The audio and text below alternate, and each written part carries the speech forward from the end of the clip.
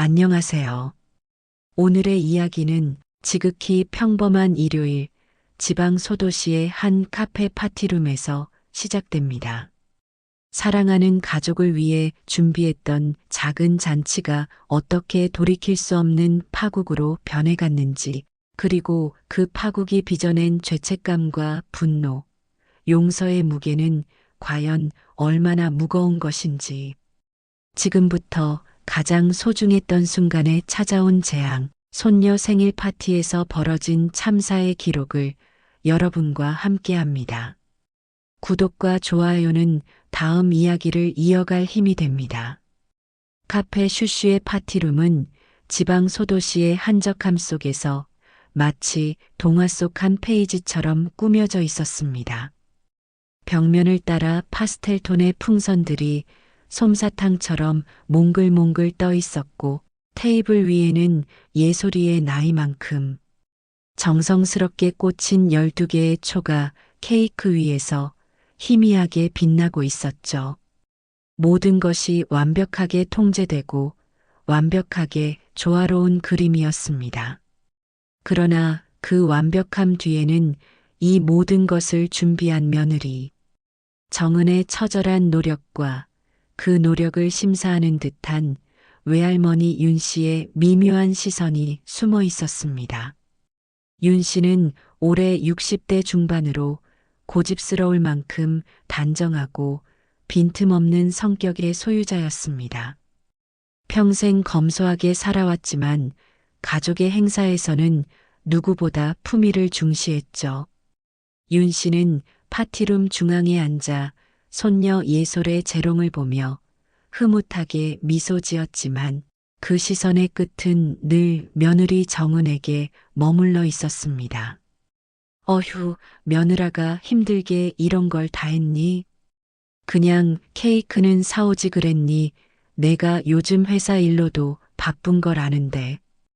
윤 씨는 걱정하는 듯 말했지만 그 목소리에는 나의 아들을 고생시키는 며느리를 향한 은근한 검증과 피로함이 담겨 있었습니다. 정은은 그 말을 들으며 속으로 깊은 숨을 삼켰습니다. 그녀는 오늘 이 자리에서 완벽한 며느리, 훌륭한 엄마임을 증명해야 한다는 강박에 시달리고 있었죠. 최근 그녀는 직장에서의 잦은 야근과 함께 회사 내부의 복잡한 인간관계 문제로 심신이 극도로 지친 상태였습니다. 특히 최근 회사에서 불미스러운 일로 퇴사한 지인 이세라와의 관계가 정은의 마음을 무겁게 짓눌렀습니다. 이세라가 퇴사 직전 정은에게 내뱉었던 "내가 밟고 올라선 그 자리, 내가 가만두지 않을 거야" 라는 섬뜩한 협박이 잊을만하면 정은의 뇌리를 스쳤던 겁니다. 어머님, 괜찮아요. 예솔이가 엄마 케이크가 제일 맛있다고 하잖아요. 그리고 오늘은 제가 연차를 내서 하루 종일 쉬었죠. 정은은 얼굴에 애써 밝은 미소를 띄우며 테이블 위에 포도 주스를 잔에 따랐습니다.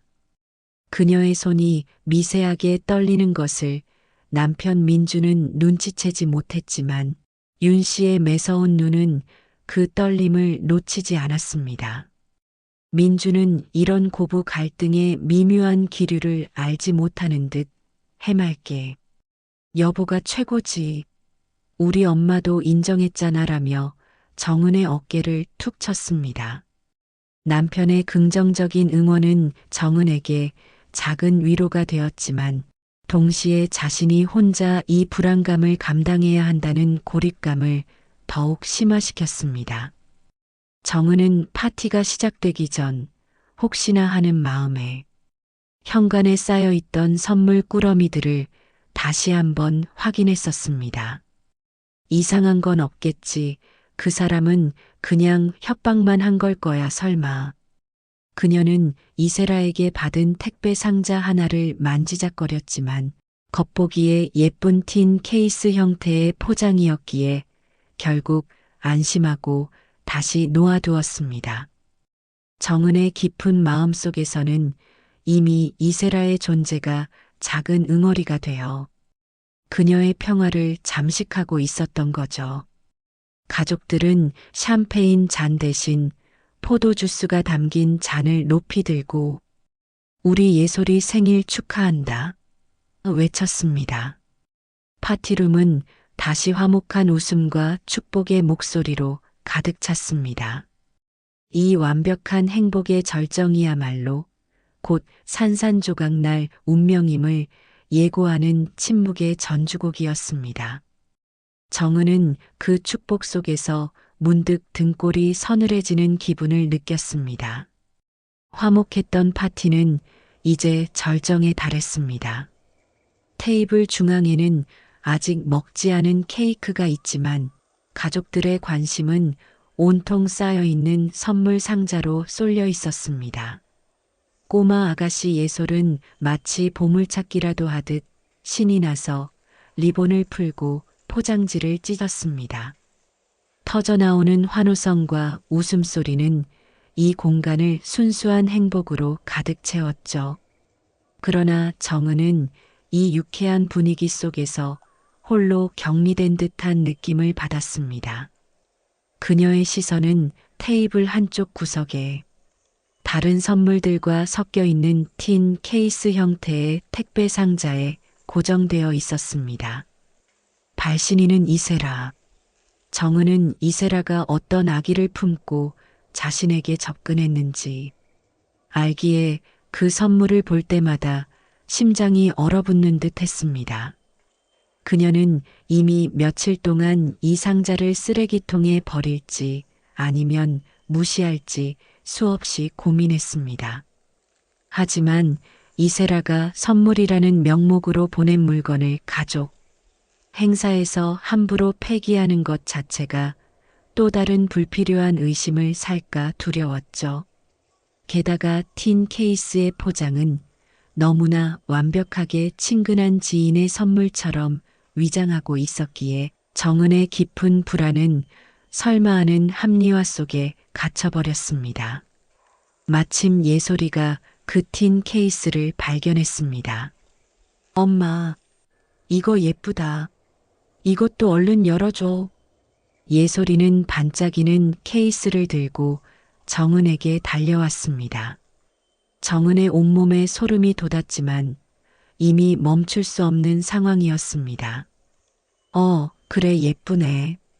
정은은 기어코 애써 밝은 목소리를 짜냈고 예솔이는 곧바로 틴 케이스의 뚜껑을 열었습니다.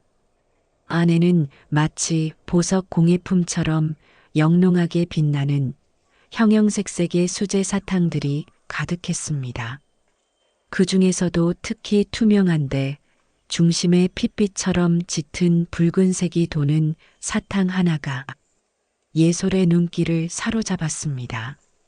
다른 사탕들은 평범해 보였지만 이 붉은 사탕은 마치 이세라의 아기가 농축된 것처럼 기묘한 존재감을 뿜어냈습니다. 와, 할머니, 이 사탕 제일 예쁘죠? 예솔이가 제일 좋아하는 할머니 먼저 드세요. 순수한 12살짜리 손녀의 손에 이끌려 붉은색 사탕은 윤 씨에게로 향했습니다. 윤 씨는 손녀의 사랑스러운 행동에 진심으로 환한 미소를 지었습니다. 어휴, 우리 예쁜 강아지. 예솔이가 주는 거라면 할미에게는 약과 같이 고맙다. 윤 씨는 정은의 얼굴을 쳐다보지도 않고 마치 당연하다는 듯이 아무런 경계심 없이 붉은 사탕을 입안에 넣었습니다. 그 짧은 순간 정은의 머릿속에서는 경고음이 울렸습니다. 이세라가 퇴사 직전 내뱉었던 섬뜩한 협박이 이제야 비로소 구체적인 형태를 띠고 현실화되는 것 같았습니다. 내가 밟고 올라선 그 자리, 내가 가만두지 않을 거야. 내가 제일 아끼는 것을 통해 되돌려주겠다. 정은은 그 협박이 자신을 향한 것이라 생각했지 결코 가족을 향할 것이라 상상하지 못했습니다. 그녀의 눈은 번개처럼 윤 씨의 입가로 그리고 틴 케이스 아래에 놓여 있는 사탕 포장지 조각으로 향했습니다.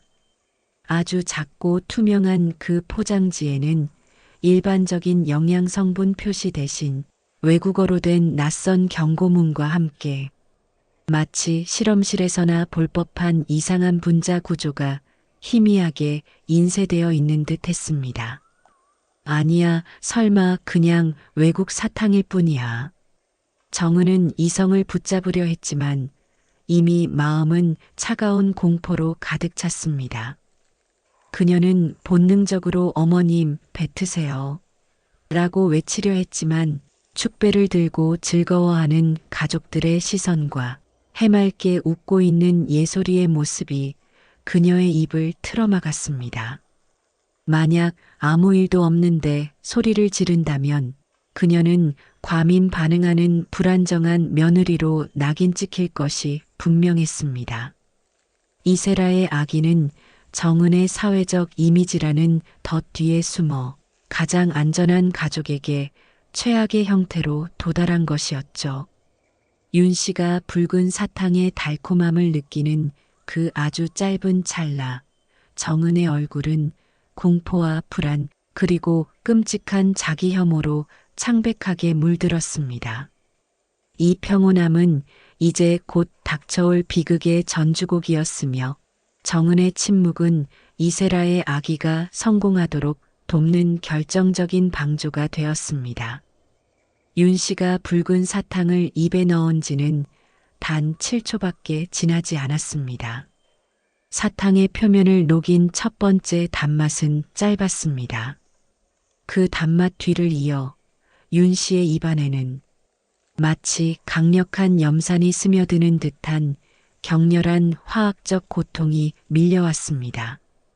윤 씨의 미소는 급격히 일그러졌고 그녀는 손으로 입을 막으며 기침을 하려 했지만 이미 사탕의 끈적한 용액이 목구멍 깊숙이 스며들고 있었습니다.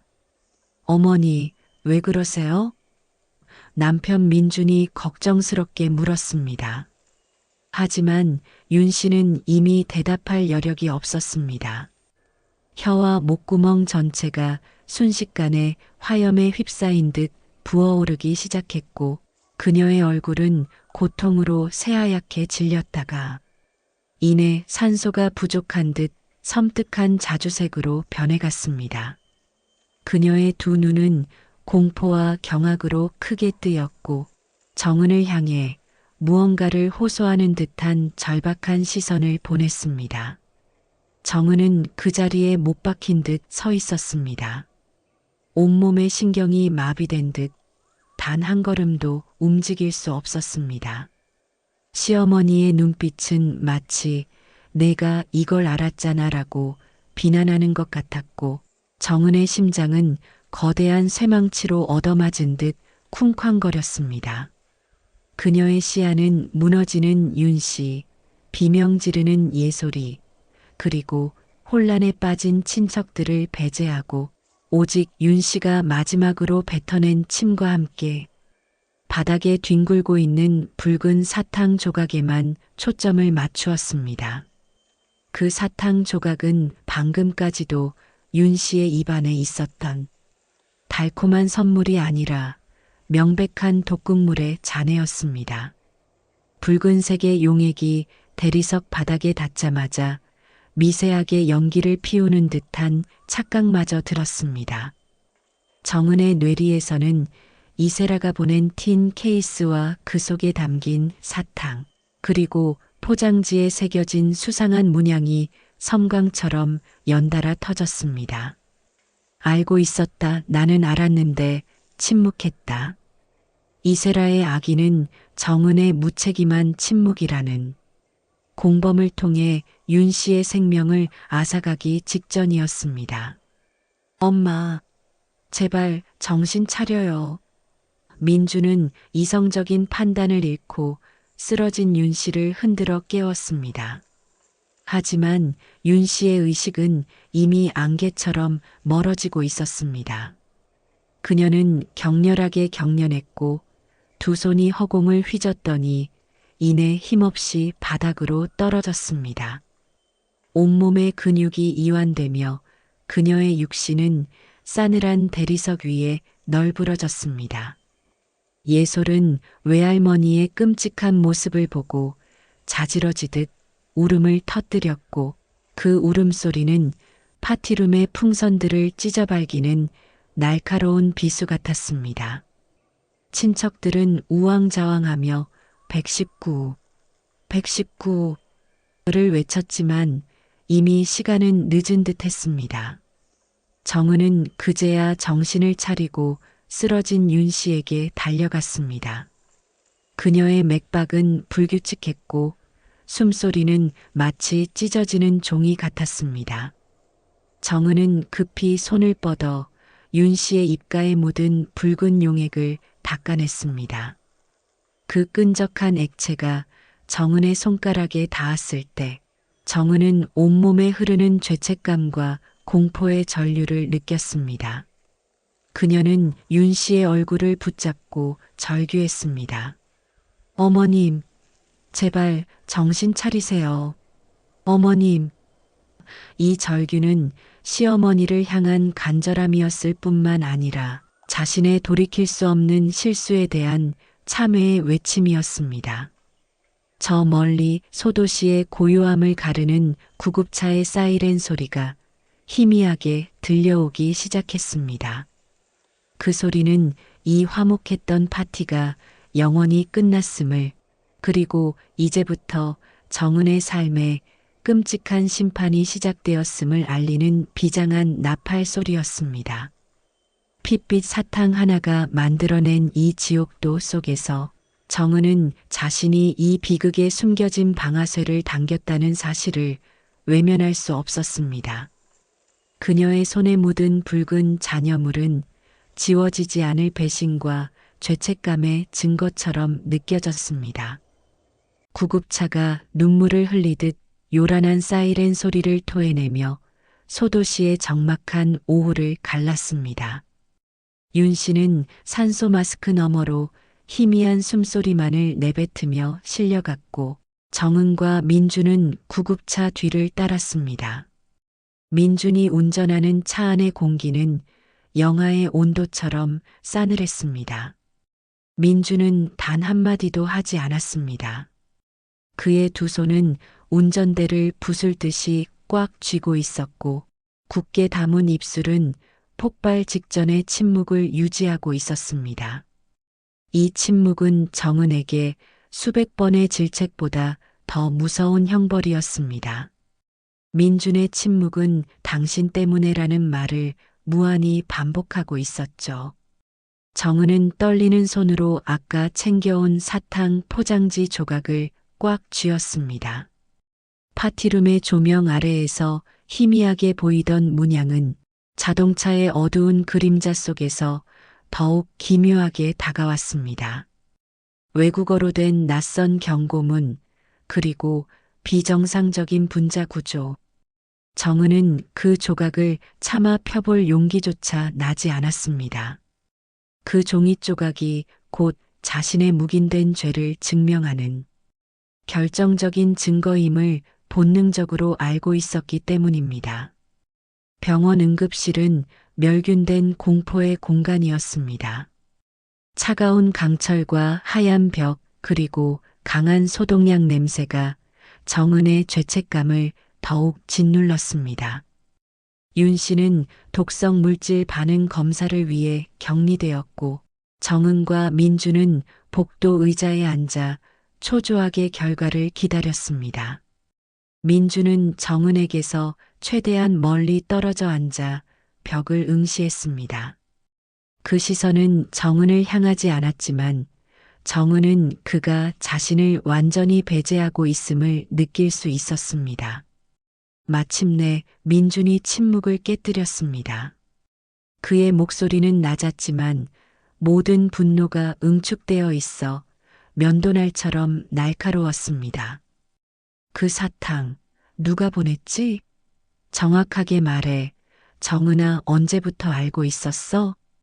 그의 질문은 단순히 궁금증이 아니라 이미 정답을 알고 있다는 듯한 신문이었습니다. 정은은 순간적으로 숨을 들이마셨습니다.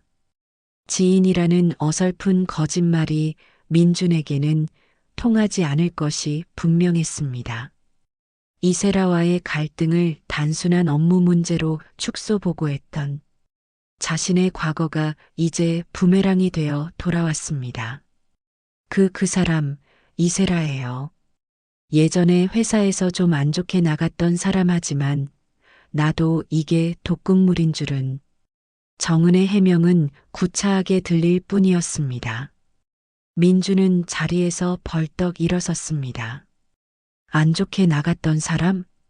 당신 때문에 징계를 받고 나갔다는 걸 내가 모를 줄 알았어?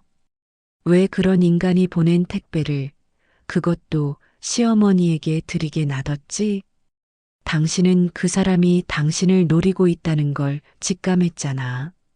왜 모르는 척 했어? 민준의 목소리가 복도에 울려 퍼졌고 주변 사람들의 시선이 정은에게 집중되었습니다. 민준의 눈빛은 더 이상 사랑하는 아내를 보는 눈빛이 아니었습니다. 그는 정은을, 자신의 어머니를 독극물에 노출시킨 가장 위험한 연결고리로 보고 있었습니다.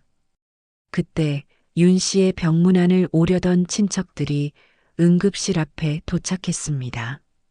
그들은 쓰러진 윤 씨의 소식을 듣고 패닉에 빠진 상태였습니다. 친척들은 쓰러진 윤 씨를 보는 대신 민준에게 추궁당하고 있는 정은을 먼저 발견했습니다. 저 며느리 지시구먼 친하지도 않은 회사 사람이 보낸 걸 왜 어른한테 드려? 제정신이야? 얼굴 보게 생겼다더니 그 악독한 지인 때문에 애먼 시어머니만 당하네. 친척들의 귓속말이 정은을 향해 쏟아졌습니다. 그 속삭임들은 복도 전체를 맴도는 거대한 불길한 합창처럼 느껴졌습니다. 정은은 그들의 시선 속에서 자신이 단순한 며느리가 아니라 가정을 위협하는 암적인 존재로 이미 규정되었음을 깨달았습니다. 민주는 정은을 쳐다보지도 않은 채 응급실 문을 향해 등을 돌렸습니다. 그는 정은에게서 물리적인 거리뿐만 아니라 감정적인 거리까지 만들어버린 것이었습니다.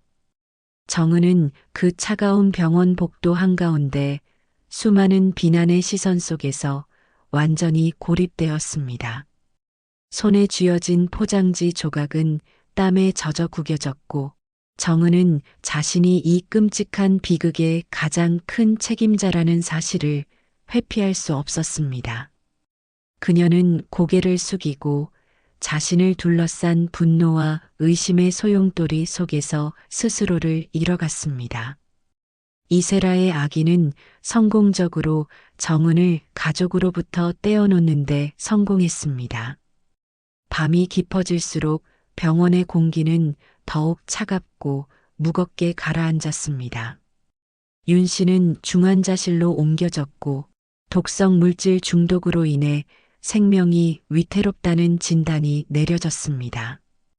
윤 씨의 아들 민주는 절망감에 휩싸여 벽에 기대어 흐느꼈고 정은은 그런 남편에게 다가가지도 못하고 병원 구석에서 망연자실해 있었습니다. 그때 경찰서에서 파견된 듯 보이는 형사 한 명이 정은에게 다가왔습니다. 형사는 정은이 제출한 사탕 포장지와 응급실에서 회수된 사탕 잔해를 증거물로 확보한 상태였죠. 며느리 되시는 분 맞으시죠? 이 사탕을 보내신 분의 인적사항을 저희에게 제공해 주십시오. 국과수 검사 결과 사탕 표면에 강한 신경 독성 화학물질이 미량 도포된 것으로 보입니다. 이는 단순한 실수나 변질이 아닌 명백한 테러 행위로 판단됩니다. 형사의 단호한 말은 정은의 귀에 굉음처럼 울려 퍼졌습니다. 테러 명백한 범죄 행위. 정은은 결국 지인 이세라의 이름과 연락처를 경찰에게 넘길 수밖에 없었습니다. 경찰의 신속한 수사가 이어졌고 잠시 후 형사가 전한 충격적인 진실은 정은의 머리를 둔기로 때리는 것 같았습니다. 이세라가 정은에게 앙심을 품고 이 끔찍한 일을 저질렀다는 사실이 밝혀진 것이죠. 피의자는 귀하와의 관계에서 심각한 피해를 입었다고 주장하고 있습니다. 직장 내 괴롭힘으로 인한 퇴사, 명예 실추 등 피의자는 이 독극물 사탕이 정은 씨 본인을 위한 것이었다고 진술했습니다. 피해자가 정은 씨가 아닌 시어머님이라는 사실에 대해 피의자는 놀랐지만 그 또한 정은 씨에게 응당한 대가라고 생각한다고 했습니다. 나를 향한 복수, 이세라가 보낸 사탕이 자신을 노린 무서운 살이었다는 사실은 정은에게 지울 수 없는 낙인을 찍었습니다. 만약 예솔이가 그 사탕을 먹었더라면? 아니, 자신이 먹고 쓰러졌더라면? 차라리 자신이었기를 바라는 처절한 자책감이 정은의 온몸을 옥죄었습니다. 이세라의 복수심은 정은을 향했지만 그 결과는 무고한 윤 씨의 생명을 위협했고 결국 정은 자신은 시어머니를 독살할 뻔한 가해자의 원인 제공자라는 끔찍한 굴레에 갇히게 되었습니다. 정은은 이제 단순한 피해 가족이 아니라 이 비극을 초래한 근원적인 원인 제공자로서 가족의 심판대에 서야 할 운명에 처했습니다. 이세라의 악인은 윤 씨의 생명을 앗아갈 뻔했을 뿐만 아니라 정은의 삶과 결혼 생활, 그리고 자아 자체를 산산조각 내버렸습니다. 정은은 자신의 지인 관리가 이토록 끔찍한 결과를 낳았다는 사실 앞에서 숨조차 쉴 수 없는 고통을 느꼈습니다. 충격적인 진실이 공개된 후 정은은 자신을 바라보는 가족들의 시선이 완전히 달라졌음을 느꼈습니다. 가장 큰 벽은 당연히 남편 민준이었죠. 민준은 어머니의 중태 앞에서 무너진 아들의 슬픔과 아내의 과거사 때문에 어머니가 희생당했다는 분노 사이에서 갈기갈기 찢겨지고 있었습니다. 그는 정은에게 소리를 지르거나 화를 내지는 않았습니다. 대신 더욱 차갑고 무거운 침묵의 방어벽을 세웠습니다. 그 침묵은 정은에게 수백 번의 꾸짖음보다 더 깊은 고통을 안겨주었습니다. 당신 때문이야. 왜 그런 인간이랑 엮여서, 왜 우리 엄마가 이런 일을 당해야 해? 왜 미리 말하지 않았어? 민주는 중환자실 유리창 앞에서 작게 움조렸지만 그 단어들은 정은의 심장을 후벼 팠습니다. 정은은 울면서 무릎을 꿇었습니다. 미안해요. 정말 미안해요. 제가 모든 것을 책임질게요. 하지만 나도 몰랐어요. 이렇게 끔찍한 일이 벌어질 거라고는. 정은의 눈물은 진심이었지만 민준에게는 그저 변명으로 들릴 뿐이었죠. 그는 정은에게서 몸을 돌려섰습니다. 당신의 미안하다는 말로는 우리 엄마의 생명을 되돌릴 수 없어. 지금은 당신을 보고 싶지 않아. 제발 오늘은 내 앞에서 사라져줘. 민준의 단호한 거절은 정은의 마음을 갈갈이 찢었습니다. 정은은 병원 옥상으로 올라갔습니다. 차가운 바람이 그녀의 얼굴을 때렸죠. 그녀는 자신이 윤 씨에게 사탕을 건네는 그 순간을 수백 번이고 머릿속에서 재생했습니다. 만약 그때 자신이 괜찮아요. 제가 먼저 먹어볼게요라고 말했다면, 아니면 이거 혹시 누구 건가요? 라고 물었다면 이 모든 비극을 막을 수 있었을까요? 그녀의 죄책감은 단순히 사탕을 건넨 행위를 넘어 복수의 표적이 될 만큼 지인을 극한으로 몰아붙인 과거의 자신에게까지 미쳤습니다. 정은은 자신이 이세라에게 저지른 과오에 대한 벌을 가장 소중하고 무고한 시어머니를 통해 받고 있다고 생각했습니다. 친척들의 시선과 수군거림은 더욱 노골적이 되었습니다. 정은이 복도에 나타나기만 해도 그들은 대화를 멈추고 그녀를 곁눈질했죠. 그녀는 가족들의 테두리에서 완전히 밀려난 고립된 존재가 되었습니다. 남편 민준의 냉랭함, 시어머니의 위독함, 그리고 자신이 초래한 이 끔찍한 사건 앞에서 정은은 도망칠 곳이 없었습니다. 그녀는 밤새도록 응급실 앞에 딱딱한 의자에 앉아 자신이 이세라에게 받은 사탕의 달콤한 포장 안에 숨겨져 있던 악의 무게를 뼈저리게 깨달았습니다. 이제 정은에게 남은 선택지는 두 가지였습니다. 이 모든 것을 회피하고 도망치거나 아니면 이세라의 악의에 맞서고 윤 씨에게 속죄하며 잃어버린 자신의 자리를 되찾기 위해 처절하게 싸우는 것이었죠. 윤 씨가 중환자실에서 일주일째 의식을 찾지 못하고 있다는 소식은 가족들에게 절망을 넘어선 분노를 안겨주었습니다.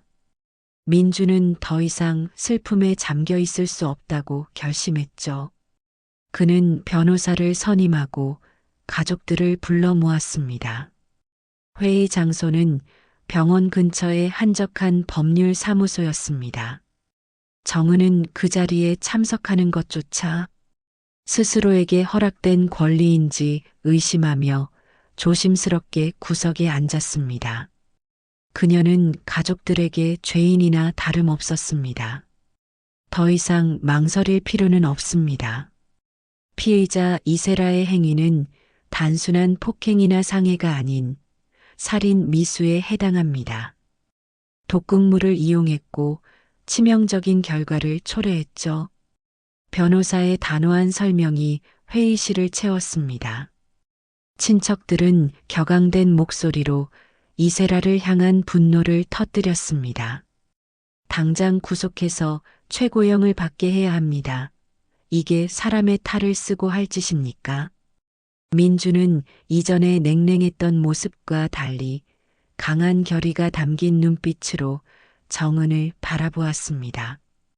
정은 씨, 당신에게 물을게요. 이세라가 당신에게 앙심을 품은 이유, 그리고 당신이 이세라와 엮인 모든 일에 대해 숨김없이 증언할 수 있습니까? 모든 법적 처벌을 위해 적극적으로 협조해야 합니다. 이건 이제 어머니의 생명과 우리 가족의 명예를 건 싸움이에요. 민준의 질문은 정은의 심장을 겨누는 날카로운 칼날과 같았습니다. 이세라와의 갈등을 파헤치는 것은 정은 자신의 부끄러운 과거를 가족과 세상 앞에 낱낱이 드러내는 고통스러운 과정이 될 것이었죠. 정은은 잠시 망설였습니다. 자신의 잘못을 인정하고 모든 것을 폭로하는 것은 뼈아픈 자기 고백일 테니까요. 하지만 그녀는 문득 중환자실의 윤 씨를 떠올렸습니다. 사탕을 입에 넣기 전 손녀를 바라보며 지었던 따뜻한 미소, 그리고 쓰러지면서도 자신을 원망하지 않았던 듯한 마지막 눈빛. 정은은 깊은 숨을 들이마셨습니다.